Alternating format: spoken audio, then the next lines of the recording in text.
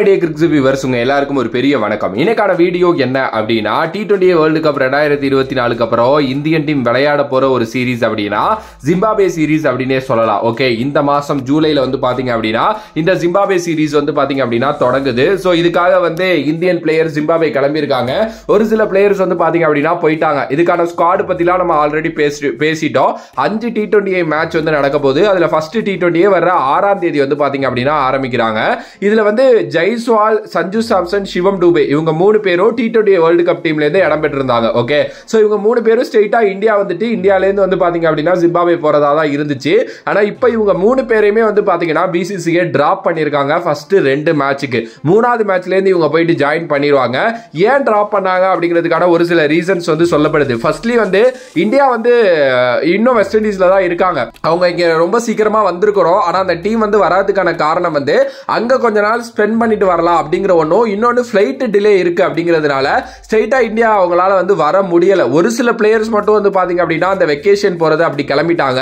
இன்னும் ஒரு சில பிளேயர் இந்தியா வரதுக்காக வெயிட் பண்ணிட்டு இருக்காங்க ஃபிளைட் டிலே காரணமாக. ஓகே, சோ இதை தாண்டி வந்து பாத்தீங்க அப்படின்னா இந்தியாவில் ஒரு செலிப்ரேஷன் பண்ண போறாங்க இந்தியன் டீம் வந்து. ஏன்னா கப்போட வர்றாங்க, இங்க நிறைய மீட்டிங்ஸ் இருக்கு, இது மாதிரிலாம் நிறைய இருக்கு அப்படிங்கிறதுனால ஆல்மோஸ்ட் அவங்க வந்து அந்த ஜூலை 7ஆம் தேதி வரைக்குமே ரொம்ப பிஸி தான். ஓகே, சோ அதுக்கு அடுத்தபடியா நடக்க போற ஜூலை 10ஆம் தேதி அந்த ஒரு தேர்ட் T20 மேட்ச்ல தான் இந்த 3 பிளேயரும் உள்ள போறாங்க.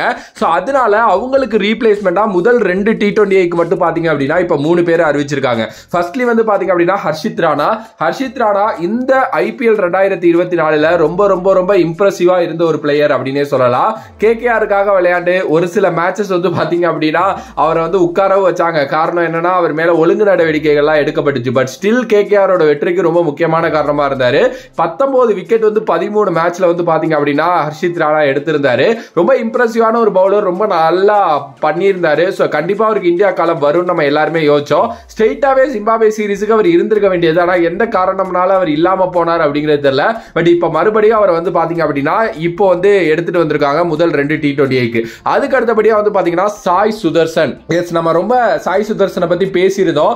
கிரிக்ஸிப்லேயே ஆப்வியஸ்லி அவருக்கு வந்து இந்தியா காலம் வந்திருக்கணும். ஏன்னா அவர் கடந்த ஒரு 2 வருஷமாவே IPLலையும் சரி T20 கிரிக்கெட்லயும் சரி ரொம்ப நல்லா பண்ணிட்டு இருக்காரு. எஸ், அவருக்கு ODI வாய்ப்பு கிடைச்சிச்சு, அதுலயும் நல்லா பண்ணாரு. ஆனா கண்டிப்பா அவர் ஒரு T20 பிளேயரும் கூட. அவரோட கேமை இம்ப்ரூவ் பண்ணியிருக்காரு. அவர் வந்து TNPL எல்லாம் கூட நல்லா ஆடிக்கிட்டு தான் இருக்காரு.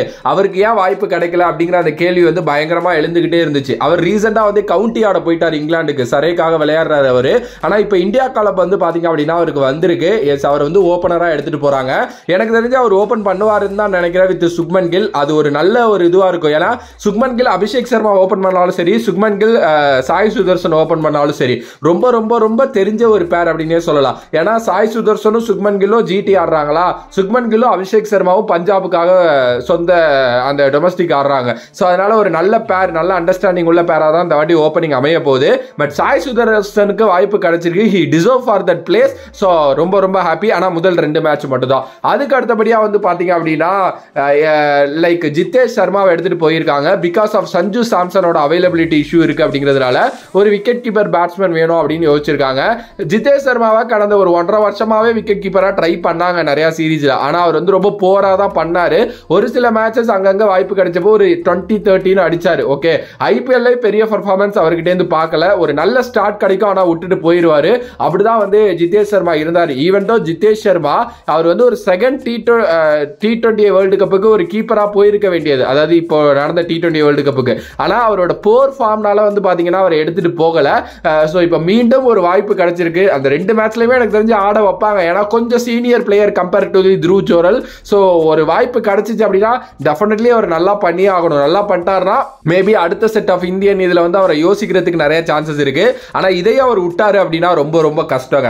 சோ இந்த 3 ரீப்ளேஸ்மெண்ட் தான் நடந்திருக்கு. அதுவும் 2 T20க்கு தான். மறுபடியும் வந்து ஒரு சிவம் டூபே, சஞ்சு சாம்சன், ஜெய்ஸ்வால்லாம் வந்ததுக்கு அப்புறம் எனக்கு தெரிஞ்சு 3 பேரும் அப்படியே பிளேயிங் 11க்குள்ள வந்துருவாங்க அப்படின்னு தான் நினைக்கிறேன். பார்க்கலாம் என்ன நடக்க போகுது அப்படின்னு சொல்லிட்டு. உங்களோட கருத்து இதை பத்தி என்ன? இல்ல ப்ரோ இதுலயுமே ஒரு மிஸ்டேக் பண்ணிட்டாங்க, இந்த ஆளுக்கு பதிலா இவரை வந்து ரீப்ளேஸா எடுத்துட்டு போயிருக்கலாம் அப்படிங்கிற மாதிரிலாம் ஏதாவது கருத்துக்கள் இருந்துச்சு அப்படின்னா கண்டிப்பா வந்து கமெண்ட் பாக்ஸ்ல கமெண்ட் பண்ணுங்க. நான் இந்த T20 சீரீஸ்ல ரொம்ப ரொம்ப எக்ஸைட்டடா பார்க்க போற ஒரு ஆள் ரியான் பராக்.